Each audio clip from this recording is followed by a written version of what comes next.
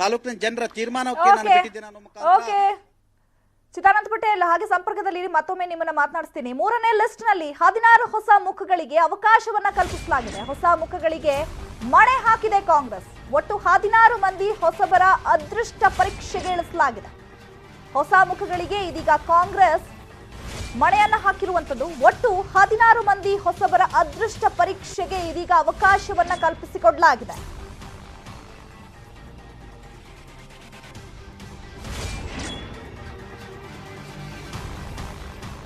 ಈ ಬಗ್ಗೆ ಮತ್ತಷ್ಟು ಮಾಹಿತಿಯನ್ನು ಕೊಡೋದಕ್ಕೆ ನಮ್ಮ ಪೊಲಿಟಿಕಲ್ ಬ್ಯೂರೋ ಮುಖ್ಯಸ್ಥರಾಗಿರುವಂತಹ ಚಿದಾನಂದ್ ಪಟೇಲ್ ಮತ್ತೆ ನೇರ ಸಂಪರ್ಕದಲ್ಲಿ ಜಾಯ್ನ್ ಆಗ್ತಾರೆ. ಚಿದಾನಂದ್ ಪಟೇಲ್, ಇದೀಗ ಒಟ್ಟು 16 ಮಂದಿ ಹೊಸಬರ ಅದೃಷ್ಟ ಪರೀಕ್ಷೆಗೆ ಈಗ ಕಾಂಗ್ರೆಸ್ ಅವಕಾಶವನ್ನ ಕೊಟ್ಟಿರುವಂತದ್ದು.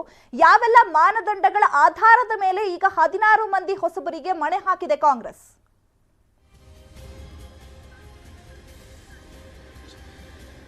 ಚೈತ್ರ, ಕಾಂಗ್ರೆಸ್ ಪಕ್ಷದಲ್ಲೂ ಕೂಡ ಹೊಸ ಮುಖಗಳಿಗೆ ಅವಕಾಶ ಕೊಟ್ಟಿರ್ತಕ್ಕಂಥದ್ದು, ಅದರಲ್ಲೂ ಕೂಡ ಅನೇಕ ಯುವ ಮುಖಗಳಿಗೆ ಅವಕಾಶವನ್ನು ಕೊಟ್ಟಿರುವಂತದ್ದು. ಒಟ್ಟು ಈ ಪಟ್ಟಿಯಲ್ಲಿ 16 ಹೊಸಬರಿಗೆ ಅವಕಾಶವನ್ನು ಕೊಟ್ಟಿರುವಂತದ್ದು. ಮೂಡಿಗೆರೆಯ ನಯನ ಮೋಟಮ್ಮ, ಬೆಂಗಳೂರಿನ ಬೊಮ್ಮನಹಳ್ಳಿಯ ಉಮಾಪತಿ ಶ್ರೀನಿವಾಸ್ ಗೌಡ, ಔರಾದ್ನ ಭೀಮಸೇನ್ ಸಿಂಧೆ, ಚಿಕ್ಕಬಳ್ಳಾಪುರದ ಪ್ರದೀಪ್ ಈಶ್ವರ್, ಬೆಳಗಾವಿ ದಕ್ಷಿಣದ ಪ್ರಭಾವತಿ ಮಸ್ತ್ ಮರಡಿ, ತೇರದಾಳ ಕ್ಷೇತ್ರದ ಸಿದ್ದಪ್ಪ ಕೊಣ್ಣೂರು, ಶಿರಹಟ್ಟಿ ಕ್ಷೇತ್ರದ ಸುಜಾತ ದೊಡ್ಡಮನಿ, ಕುಮಟಾ ಕ್ಷೇತ್ರದ ನಿವೇದಿತಾ ಆಳ್ವ, ಬಳ್ಳಾರಿ ಸಿಟಿಯ ನಾರಾ ಭರತ್ ರೆಡ್ಡಿ ಮತ್ತು ಶಿವಮೊಗ್ಗದ ಯುವ ಕಾಂಗ್ರೆಸ್ನ ಎಚ್.ಸಿ. ಯೋಗೇಶ್, ಕಾರ್ಕಳದ ಉದಯ್ ಶೆಟ್ಟಿ, ದಾಸರಳ್ಳಿಯ ಧನಂಜಯ ಗೌಡ, ಮದ್ದೂರಿನ ಕದಲೂರು ಉದಯಗೌಡ, ಹಾಸನದ ಬನವಾಸಿ ರಂಗಸ್ವಾಮಿ, ಪುತ್ತೂರಿನ ಅಶೋಕ್ ರೈ ಮತ್ತು ಚಾಮರಾಜದ ಹರೀಶ್ ಗೌಡ್ರವರಿಗೆ ಈಗ ಟಿಕೆಟ್ ಕೊಡುವ ಮುಖಾಂತರ ಒಟ್ಟಾರೆ 16 ಹೊಸ ಮುಖಗಳಿಗೆ ಅವಕಾಶವನ್ನು ಕೊಟ್ಟಿರ್ತಕ್ಕಂಥದ್ದು. ಹಾಗಾಗಿ ಈ 16 ಹೊಸ ಮುಖಗಳಲ್ಲಿ ಯಾರೆಲ್ಲ ಗೆದ್ದು ಬರ್ತಾರಂತ ಕೂಡ ಸದ್ಯದ ಕುತೂಹಲ ಅಂತ ಹೇಳ್ಬೋದು ಚೈತ್ರ. ಯಾಕಂತ ಹೇಳಿದ್ರೆ ಈ ಪಟ್ಟಿಯಲ್ಲಿ 43ರ ಪಟ್ಟಿಯಲ್ಲಿ 16 ಹೊಸ ಮುಖಗಳು ಕೊಡೋದ್ರಿಂದ ಕಾಂಗ್ರೆಸ್ಗೆ ಇದೊಂಥರ ದೊಡ್ಡ ಸವಾಲು ಅಂತ ಕೂಡ ಹೇಳ್ಬೋದು ಚೈತ್ರ.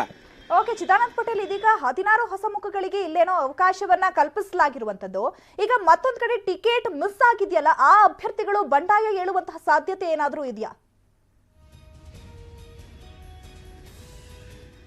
ಖಂಡಿತವಾಗಿ ಈ ಒಂದು 43 ಪಟ್ಟಿಯಲ್ಲಿ ಸುಮಾರು 10ಕ್ಕೂ ಹೆಚ್ಚು ಕ್ಷೇತ್ರಗಳಲ್ಲಿ ಬಂಡಾಯದ ಬಿರುಗಾಳಿ ಬೀಸುವುದು ಖಂಡಿತ ಅಂತ ಹೇಳಲಾಗ್ತದೆ. ಇದು ಕಾಂಗ್ರೆಸ್ಗೆ ಅತಿ ದೊಡ್ಡ ನಷ್ಟ ಆಗುವ ಸಾಧ್ಯತೆ ಇದೆ ಅಂತ ಹೇಳಲಾಗ್ತದೆ. ಅದರಲ್ಲಿ ಪ್ರಮುಖವಾಗಿ ಶಿಕಾರಿಪುರ ಕ್ಷೇತ್ರದಿಂದ ನಾಗನಗೌಡರು ಬಂಡಾಯ ಹೇಳುವ ಸಾಧ್ಯತೆ ಇದೆ. ಇನ್ನು ಬೆಂಗಳೂರಿನ ಚಿಕ್ಕಪೇಟೆ ಕ್ಷೇತ್ರದಿಂದ ಈಗಾಗಲೇ ಪಕ್ಷೇತರ ಅಭ್ಯರ್ಥಿಯಾಗಿ ಕಣಕ್ಕಿಳಿದಿರತಕ್ಕಂಥ ಗಂಗಾಂಬಿಕೆ ಮಲ್ಲಿಕಾರ್ಜುನರವರು ಕೂಡ ಏನು ಬಂಡಾಯ ಅಭ್ಯರ್ಥಿಯಾಗಿ ಕಣಕ್ಕಿಳಿಯುವ ಸಾಧ್ಯತೆ ಇದೆ ಅಂತ ಹೇಳಲಾಗ್ತದೆ. ಒಟ್ಟಾರೆ 10ಕ್ಕೂ ಹೆಚ್ಚು ಕ್ಷೇತ್ರಗಳಲ್ಲಿ ಬಂಡಾಯದ ಬಿರುಗಾಳಿ ಬೀಸುವ ಸಾಧ್ಯತೆ ಇದೆ ಅಂತ ಹೇಳಲಾಗ್ತದೆ. ಇನ್ನು ತರೀಕೆರೆ ಕ್ಷೇತ್ರದಲ್ಲಿ ಶ್ರೀನಿವಾಸ್ ಅವರಿಗೆ ಟಿಕೆಟ್ ಕೊಟ್ಟಿದ್ದರಿಂದ ಈಗಾಗಲೇ ಪ್ರಮುಖ ಟಿಕೆಟ್ ಆಕಾಂಕ್ಷಿಯಾಗಿದ್ದಂತಹ ಗೋಪಿಕೃಷ್ಣ ಕೂಡ ಬಂಡಾಯ ಹೇಳುವ ಸಾಧ್ಯತೆಯನ್ನು ಕೂಡ ತಳ್ಳಿ ಹಾಕುವಂತಿಲ್ಲ.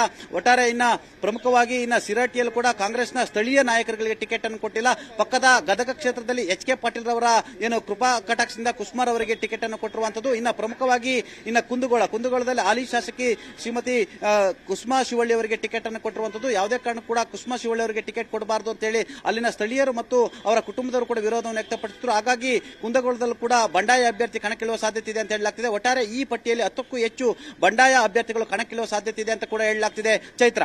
ಓಕೆ, ಧನ್ಯವಾದಗಳು ಚಿದಾನಂದ್ ಪಟೇಲ್ ತಮ್ಮೆಲ್ಲ ಮಾಹಿತಿಗಾಗಿ. ಮತ್ತಷ್ಟು ಸುದ್ದಿ ನೋಡೋಣ ಸ್ಮಾಲ್ ಬ್ರೇಕ್ ಆದ್ಮೇಲೆ.